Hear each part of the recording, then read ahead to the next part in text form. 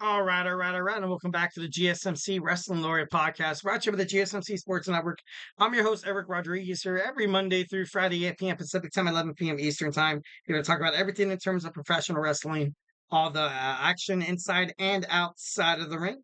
So, let's go and talk about it. So, we have our AEW All In review and analysis to kind of reflect on what we talked about real quick. We had a WWE SmackDown review, we had a Monday Night Raw preview.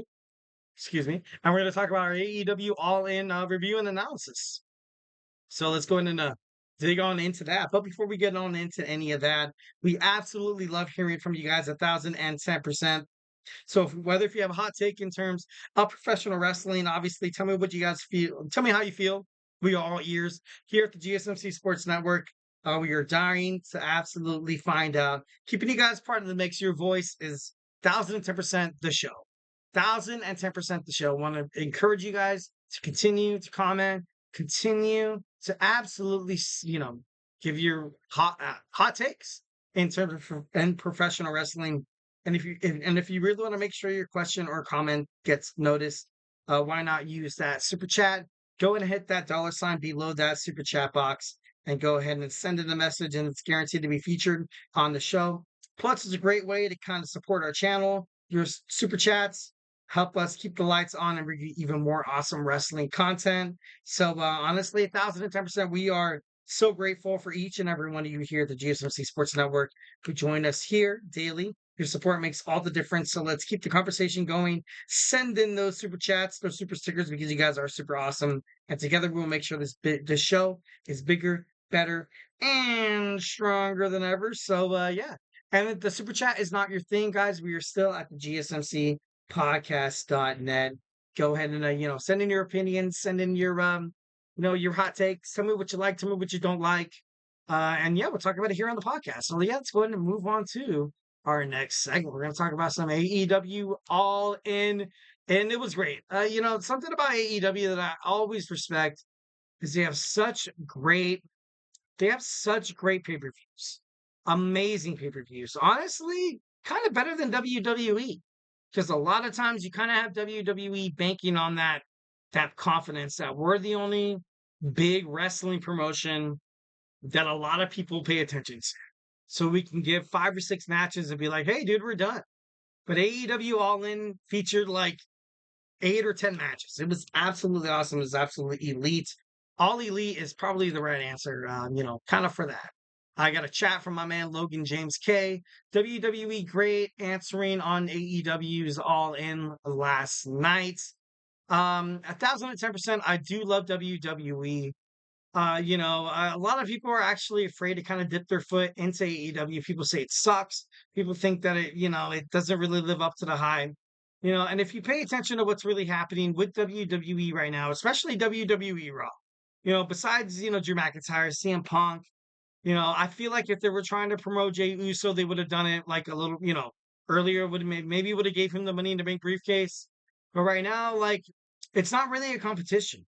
And obviously, AEW might have a leg up on WWE because the talents aren't split. There's no Raw or SmackDown. There's no, superstars going to this brand and the other brand. They fight on Dynamite, they fight on Collision, Rampage, and their pay-per-views. So I don't know. It's kind of hard to compare the two once when it's totally different agendas, curriculums, and stuff like that. So I do love how AEW handles their pay-per-views. Ever since I started becoming an AEW fan.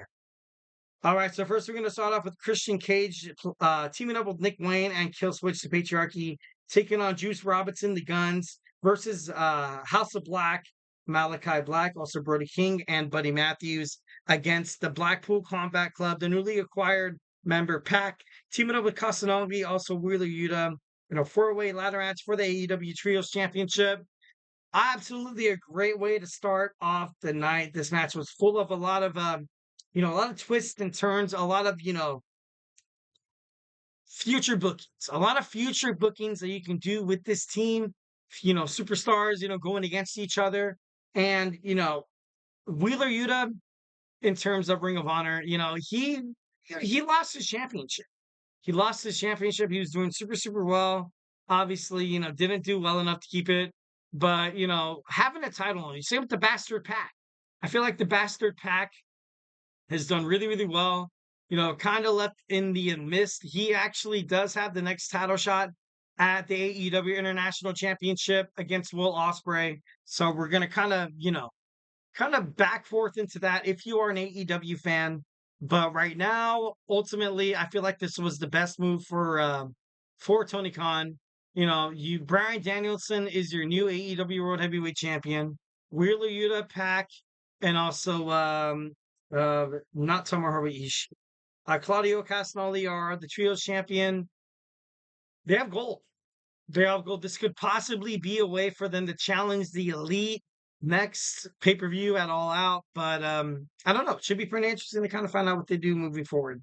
Timeless Tony Storm loses her AEW Women's World Championship to Mariah May. And I knew this was going to happen. Timeless Tony Storm has been, she's represented the championship in terms very, very well. Very, very well. And you kind of create this, this big badass rivalry between the glamour Mariah May and also the timeless Tony Storm.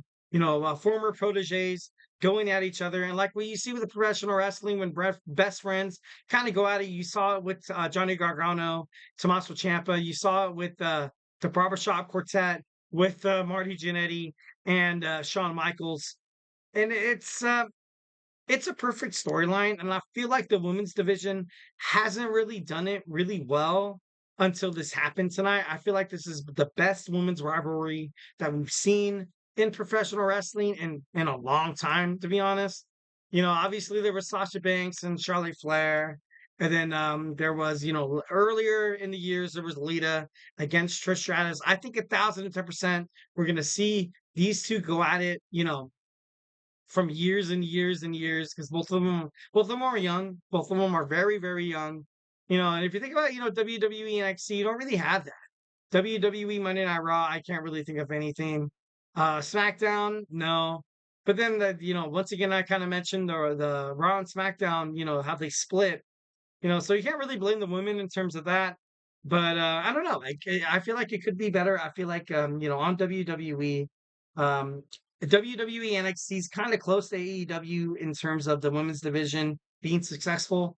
But I don't know. I just want to see more between Raw and SmackDown. But SmackDown could do this.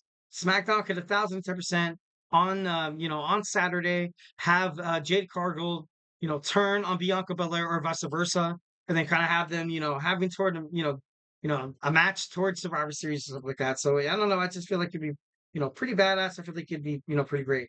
Next, we saw Hook make history, becoming the 3-time FTW World Champion.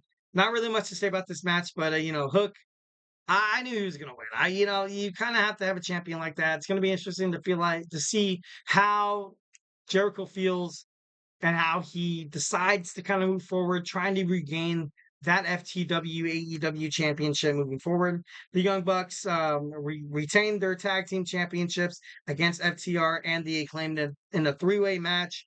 We also saw the Casino Gauntlet match. The winner receives a chance at the AEW World Championship.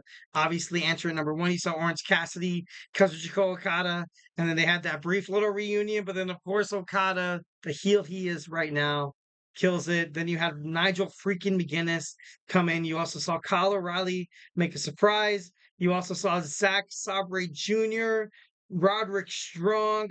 Then you saw, Mark Briscoe joins the match. Hangman Adam Page, Jeff Jarrett. This match was crazy.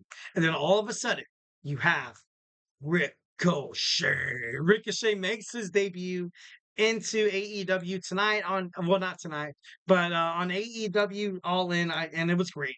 It was great. It was great. It was great. It's good for Ricochet. Next, we have MJF losing to Will Ospreay. I feel like Will Ospreay was going to be the next international champion, 1,010%. Mercedes Moné successfully defends her AEW CBS championship against Dr. Britt Baker, DMD. That match actually wasn't as crazy as I thought it was going to be, but it was decent. Jack Perry defeats Darby Allin in a coffin match for the AEW TNT Championship. Then, of course, you saw the Icon Sting. Tony Schiavone had his signature. And it was pretty cool. It was pretty cool. Swerve Strickland against Bryan Danielson, AEW World Title for Bryan Danielson's career. Not much I could say, but Bryan Danielson killed it. He does have to have neck surgery at the end of the year, so it's going to be interesting who they decide to kind of who he drops the belt to in the future. 1010%. I love Swerve. I thought overall he was an amazing AEW World Champion. But I feel like, kind of like what I mentioned in previous podcasts, that this is going to be a great way to kind of have this Hangman Adam Page fighting Swerve Strickland without that, without that stipulation of, okay, who's going to represent the brand of AEW? Who's going to be the champion? Who's going to, represent the brand? Like, you don't really have to worry about that anymore. Like, you have Bryan Danielson kind of doing his thing, kind of winning and shit like that, stuff like that. Sorry. So 1010%, it's going to be awesome to see this, how they develop this, Hangman Adam Page taking on Swerve Strickland, who decides to finally dethrone Bryan Danielson. I think he relinquishes the title. I got to be honest. I think he does. When somebody relinquishes the title, they have an awesome tournament, and it's just awesome. Just awesome. Well, all right, so we got done with our AEW Dynamite review and analysis, and now we're going to talk about will Jey Uso sign with AEW recently. His dad Rikishi said on his Off the Top podcast, saying that 1010%. Jey Uso is WWE's making money off his son. They've done pretty crappy in terms of booking him into any sort of you know, future plans in terms of WWE. And he says, honestly, if AEW can pick him up, he's a hot steal. So we're going to talk about that. We're going to talk about some of Rikishi's comments moving forward. So, hey, do not go anywhere.